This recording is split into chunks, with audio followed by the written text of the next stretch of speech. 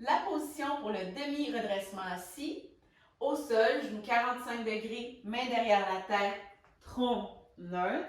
C'est-à-dire qu'on peut glisser sa main derrière son bas de dos. Les épaules sont larges et appuyées au sol. On va chercher une dynamique en deux temps. D'abord pour la stabilité et la posture. Donc, on va engager les muscles profonds de la sangle abdominale en contractant légèrement les muscles du plancher pelvien qui automatiquement vont se co-contracter avec ceux du transverse de l'abdomen.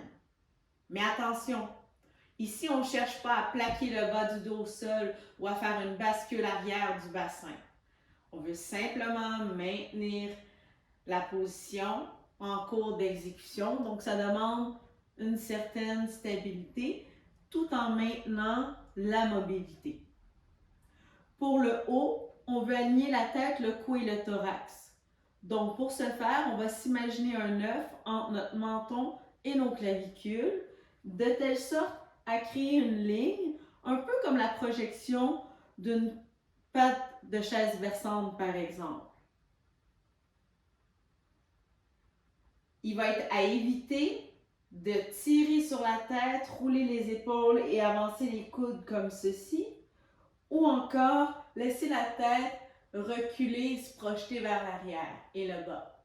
Donc, on veut maintenir la position alignée tout au long de l'exécution.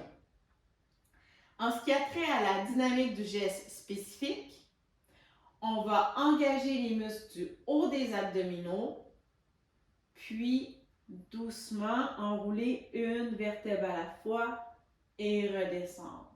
Donc, il va y avoir initialement un engagement léger des muscles profonds de la posture, puis ensuite un engagement des muscles superficiels du haut des abdominaux pour permettre la montée, puis doucement, on va redescendre. Attention, hyper important, respirer.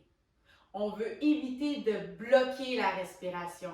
Ça mettrait trop de pression intra-abdominale qui créerait trop de tension au niveau du plancher pelvien. Donc, on inspire et on expire.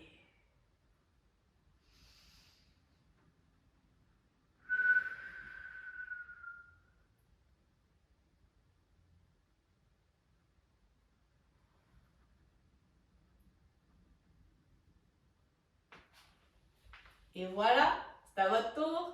Bonne pratique!